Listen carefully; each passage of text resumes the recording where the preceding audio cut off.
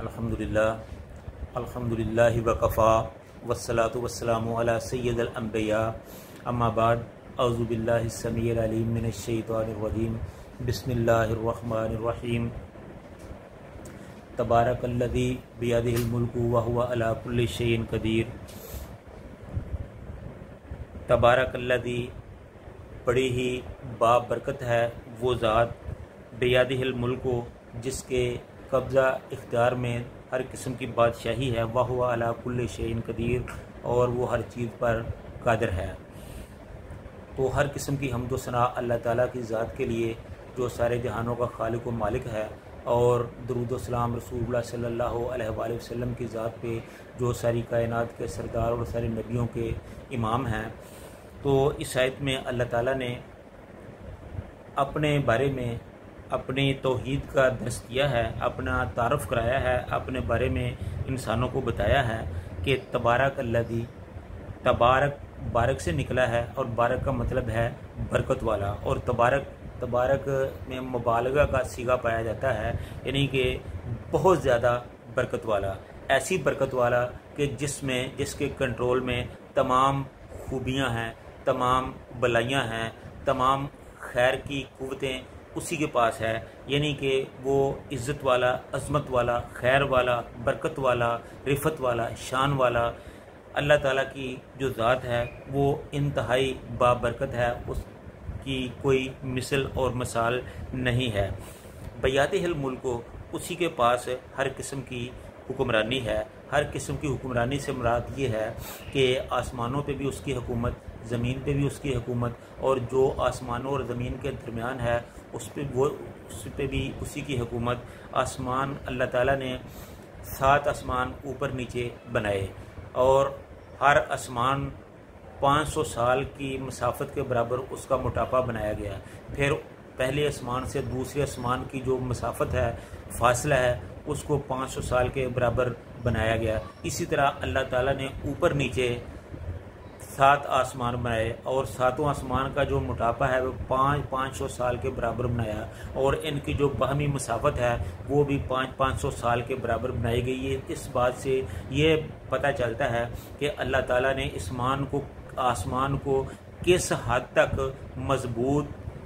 بنایا ہے، اس میں کوئی کمی اور کجی نہیں چھوڑی ہے۔ اور پھر آسمانوں کے اندر جتنی بھی چیزیں ہیں، جو بھی مخلوقیں، فرشتے ہیں، جنت ہے، دوزخ ہے، نہریں ہیں، پانی ہے، یہ جو کچھ بھی ہے یہ سب اللہ تعالیٰ نے بنائی، یہ سب کچھ اسی کے کنٹرول میں ہے،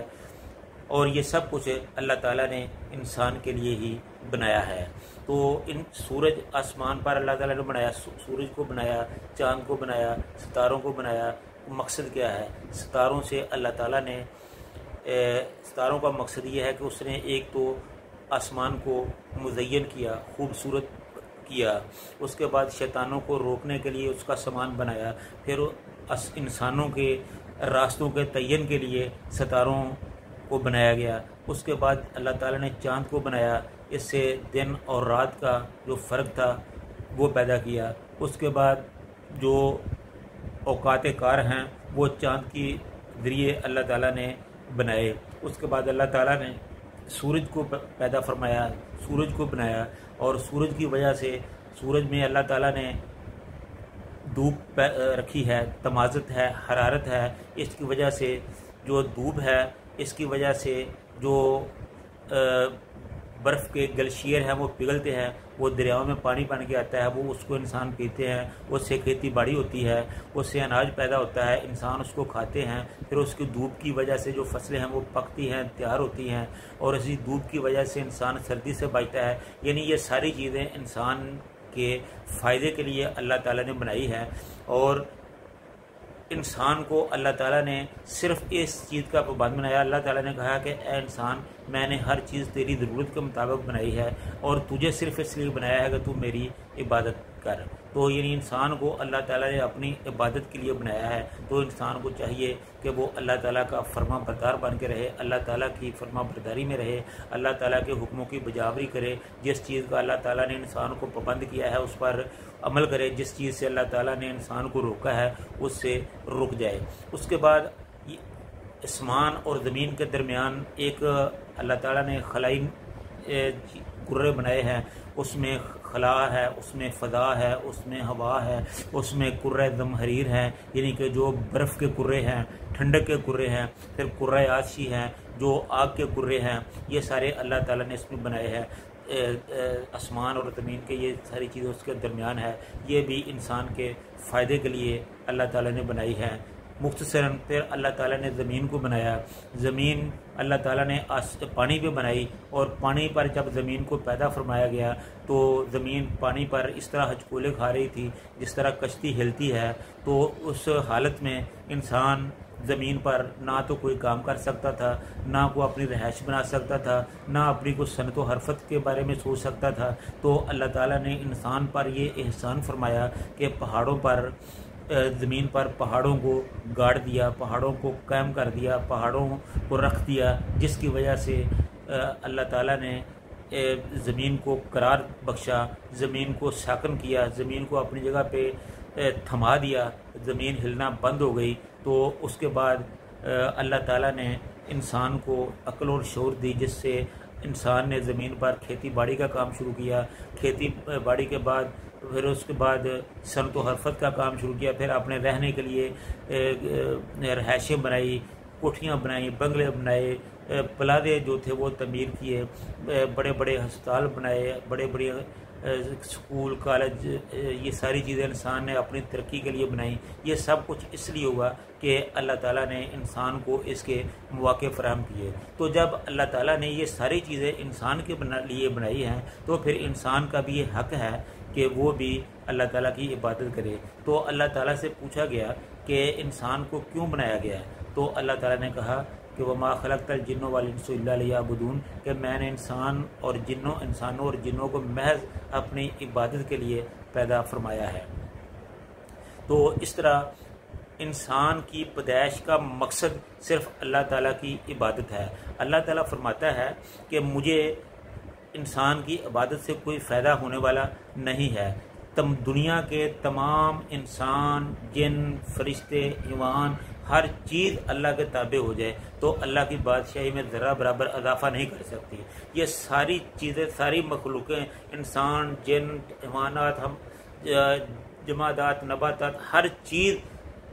اللہ تعالیٰ کی نافرمان ہو جائے تو اللہ تعالیٰ کی حکومت میں ذرہ بر کمی نہیں کر سکتی۔ اگر اللہ تعالیٰ انسان اللہ تعالیٰ کا اگر فرما بردار ہے تو یہ انسان کا اپنا فائدہ ہے، اگر انسان اللہ تعالیٰ کا نافرمان ہے تو یہ انسان کا اپنا نقصان ہے، کیونکہ اللہ تعالیٰ نے انسان کو بنایا ہے اپنی عبادت کے لیے، اور انسان کا اصل گھر جو ہے وہ ہے جنت۔ جب انسان نے ایک دن دنیا سے جانا ہی ہے، حشر برپا ہونا ہے، تو اللہ کے فیصلے کے مطابق جو نیک انسان ہوں گے وہ جنت میں جائیں گے، جو برے ہوں گے وہ دوزخ میں جائیں گے۔ تو یہ انسان کا اپنا فائدہ ہے۔ اگر انسان اللہ تعالیٰ کی فرما برداری کرے گا، اللہ تعالیٰ کا فرما بردار ہوگا تو جنت میں جائے گا، اپنے اصل گھر میں چلا جائے گا۔ اگر انسان اللہ تعالیٰ کا نافرمان ہوگا تو وہ جہنم میں جائے گا۔ تو اس لیے یہ اگر انسان نماز پڑھتا ہے، روزہ رکھتا ہے، حج کرتا ہے، صدقات و خیرات کرتا ہے، غریب آدمی کا خیال رکھتا ہے، یا نیکی کی زندگی گزارتا ہے، یا اللہ تعالیٰ کی فرما برداری کرتا ہے، تو یہ اللہ تعالیٰ پر احسان نہیں ہے، یہ اپنے لیے سب کچھ کرتا ہے۔ تو اگر یہ سب کچھ نہیں کرتا، اللہ تعالیٰ کی نافرمانیاں کرتا ہے، تو اللہ تعالیٰ کو اس سے کوئی نقصان ہونے والا نہیں ہے، وہ انسان خود اپنا ہی نقصان کرتا ہے۔ تو اللہ تعالیٰ سے دعا ہے کہ اللہ تعالیٰ ہمیں اپنی عبادت کرنے کی توفیق عطا فرمائے، اللہ تعالیٰ ہمیں ایسی زندگی گزارنے کی توفیق عطا فرمائے جو اس کو پسند ہو، اس کی مرضی کے مطابق ہو۔ تو اس لیے اللہ تعالیٰ جو ہے اس نے انسان کو پابند کیا ہے کہ وہ اللہ تعالیٰ کا فرما بردار ہو۔ اس کے بعد اللہ تعالیٰ نے فرمایا کہ وَهُوَ عَلَىٰ كُلِّ شَيْءٍ قَدِيرٌ، کہ اللہ تعالیٰ ہر چیز پر قادر ہے۔ اللہ تعالیٰ ہی ہے جو ہر چیز پر قادر ہے، اس کی موجودگی میں کسی کو کوئی اختیار نہیں ہے کہ اس کی بادشاہی میں، اس کے اختیار میں کوئی بھی دخل اندازی کر سکے، اس کے ہوتے ہوئے اس کی حکومت میں کوئی تصرف کر سکے۔ بعض لوگ کہتے ہیں کہ اللہ تعالیٰ نے اپنے پیاروں کو، اپنے نبیوں کو، اپنے ولیوں کو کچھ اختیار دیے ہیں کہ وہ دنیا میں تصرف کرتے ہیں۔ یہ بالکل غلط چیز ہے، ایسی کوئی بات نہیں ہے۔ اللہ تعالیٰ نے ایسی کوئی دلیل، कुरान पाक में नहीं नाज़िल की, रसूलुल्लाह सल्लल्लाहु अलैहि वसल्लम ने ऐसा कुछ नहीं बताया। ये तो महज हमारी अकीदत की बातें हैं और अकीदत का अकीदत से कोई तल्लुक़ नहीं होता। तो हमारे लिए हुक्म वही है जो अल्लाह ताला ने कुरान में फरमा दिया, जो रसूलुल्लाह सल्लल्लाहु अलैहि वसल्लम ने अपने फरमान से हमें बता दिया। जो अल्लाह ताला ने हमें मुकल्लफ बनाया है वो सिर्फ यही है कि वह अतीउल्लाह व अतीउर रसूल, इसके अलावा हमारी कोई ज़िम्मेदारी नहीं है। हमारी ज़िम्मेदारी यही है कि हम अल्लाह और उसके रसूल की अताअत करें। अगर हम ऐसा करेंगे तो हमारा फ़ायदा है, अगर ऐसा नहीं करेंगे तो हमारा नुकसान है। तो ये हमारे लिए ज़रूरी है कि एक तो अल्लाह ताला जो खैर व बरकत का मंबा है, सब भलाइयाँ उसके कंट्रोल में है, सारी हुकूमतें उसके कंट्रोल में हैं, वो हर चीज़ पर कादर है। तो उसको अपना खालक, मालक, राज़िक, मुश्किल कशा, हाजत रुआ, उस बिगड़ी बनाने वाला, कारोबार चलाने वाला, औलाद देने वाला, हर चीज़ का मालिक उसी को समझे। उसके अलावा ये चीज़ें किसी और को ना दे। ये सारी तारीफ़ें, ये सारे काम, ये हर चीज़